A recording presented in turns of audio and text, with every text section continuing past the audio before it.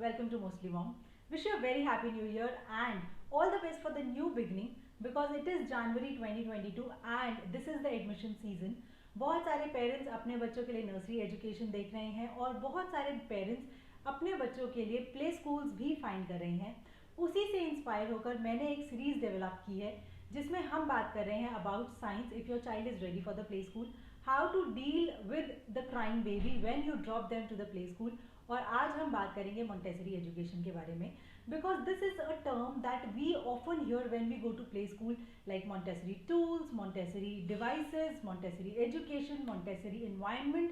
So exactly what is Montessori? मैं इस video में बात करने वाली हूँ what is Montessori education and what are the tools और what are the character traits of Montessori education. Plus अगर आप अपने बच्चों को प्ले स्कूल में एडमिट नहीं भी करा रहे हैं, कैसे आप एक मोंटेसरी एजुकेशन सेटअप आप अपने घर पे ही कर सकते हैं to give that more exposure to your children. So quickly let's start. To understand the concept of Montessori, you have to get in the details of Montessori education. It was introduced by Maria Montessori in 1907. She was the first physician and in fact an educator in Italy.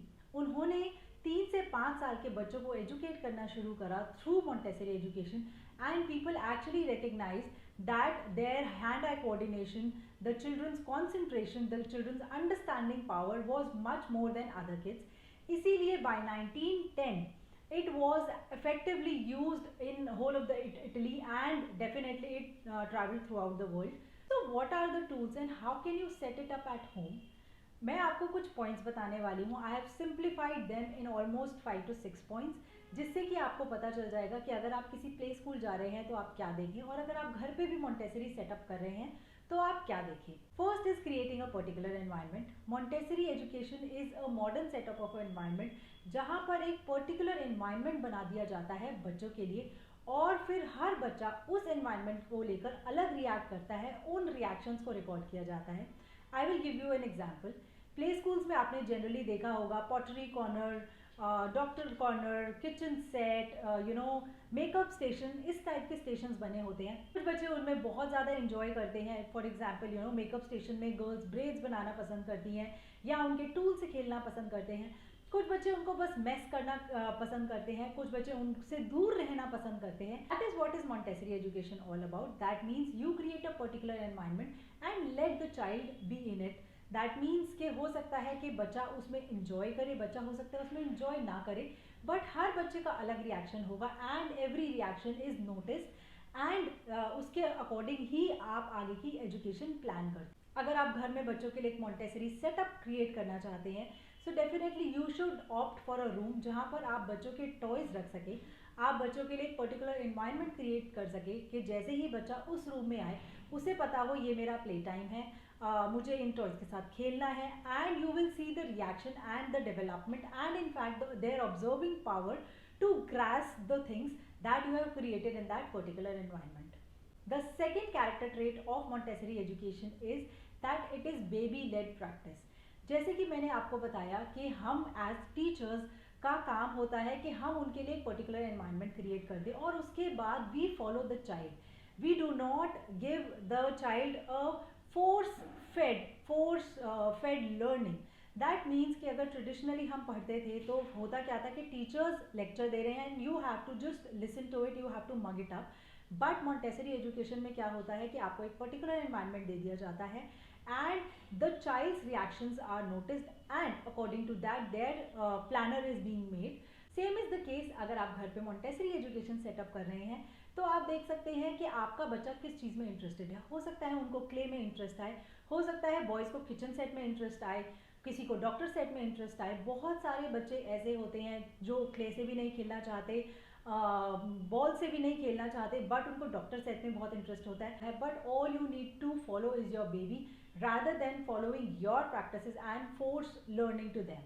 The third character trait is customised approach. Customised approach means कि आप बच्चे के according अपना outlook change करते हैं and this is the motto of my channel जहाँ पर मैं हमेशा बात करती हूँ customise parenting. Every child is different, every reaction is different and every observation is different और वही आपको फॉलो करनी है. बच्चों के मोंटेसरी सेटअप में आपने जनरली देखा होगा स्मॉल ऑब्जेक्ट्स रखे होते हैं because kids till age of 5 they are very much interested in small objects. आपने देखे होंगे कि प्ले स्कूल्स में कमोड्स जो बच्चों के होते हैं वो स्मॉल होते हैं to foster independence. Same is the case with toys. आपने देखा होगा जो चेयर्स होती हैं, टेबल्स होती हैं, टॉयज़ होते हैं, they are small in size. तो basically Montessori education is all about customization. Again, अगर आपको घर पे सेटअप करना है मोंटेसरी एजुकेशन या फिर बच्चों का रूम, तो आप उन्हीं के अकॉर्डिंग स्मॉल स्मॉल ऑब्जेक्ट्स ला सकते हैं, जहाँ पर आप छोटा बेड लगा सकते हैं, कार वाली टेबल लगा सकते हैं, या इस टाइप का फर्नीचर ला सकते हैं जहाँ पर बच्चे खुद अपनी चीज़ें निकालें और खेलें।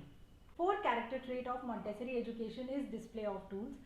Montessori education, because it is child led, you have to display all the toys in front of the child so that a child can go and pick and play accordingly.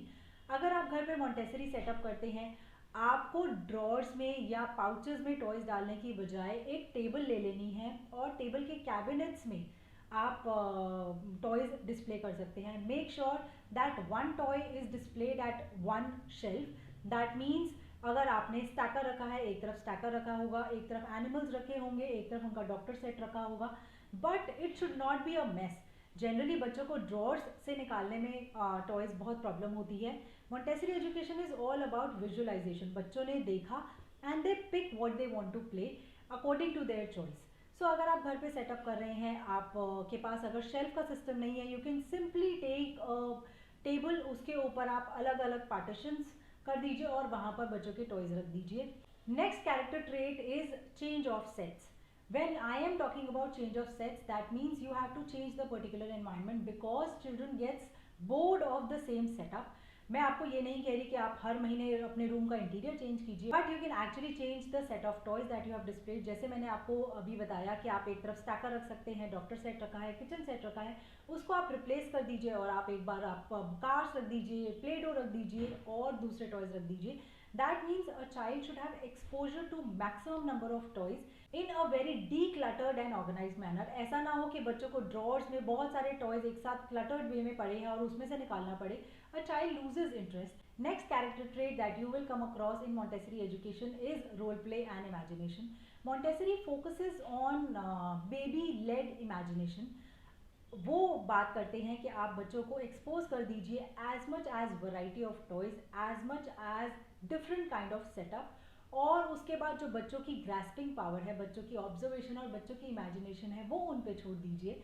So Montessori education में आप role play वाले toys बहुत देखेंगे। इनमें आते हैं doctor sets, kitchen sets, tools, mechanical tools, Lego and whatnot. These all are Montessori toys, so please invest in these kind of toys. Last character trait today that I'm going to tell you is about repetition. Montessori education ही नहीं बल्कि सारी ही education types बात करते हैं consistency की। अगर हम बात करते हैं कि अपने बच्चों को अगर हमें Montessori education देनी है तो आप उनके साथ consistent रहे। बहुत बार ऐसा होगा कि आपने एक सेटअप किया है and you are very attached to the setup और बच्चे ने वो कम्प्लीटली इग्नोर कर दिया। So please be consistent. बहुत बार ऐसा होता है कि बच्चे उस चीज़ को इनिशियली एक्सेप्ट नहीं करते but gradually they start accepting. हो सकता है वो उनमें आपको उनको कोई इंटरेस्ट ही ना हो और आपको उस चीज़ को लेकर लगे कि अरे मेरा बच्चा प्ले डो से क्यों नहीं खेल रहा। बट माइंडेड, जब आप वो सेट्स रोटेट करते हैं, हो सकता है वो पहली बार ना खेले, नेक्स्ट टाइम उनको उस प्ले डो में इंटरेस्ट आने लग जाए, because again it is a matter of their imagination, it is a matter of their education and it is a matter of their interest. जब मैं अपनी इस वीडियो की रिसर्च कर रही थी, I accidentally came across this profile mommy.montessori and she is doing just fabulous work. उन्होंने बहुत सारी डिटेल्स शेयर की हैं जो मैं आपसे शेयर करना चाहती थी। Definitely credit goes to her. मैं कुछ क्लिप्स यहाँ पर इस वीडियो में डाल रही हूँ।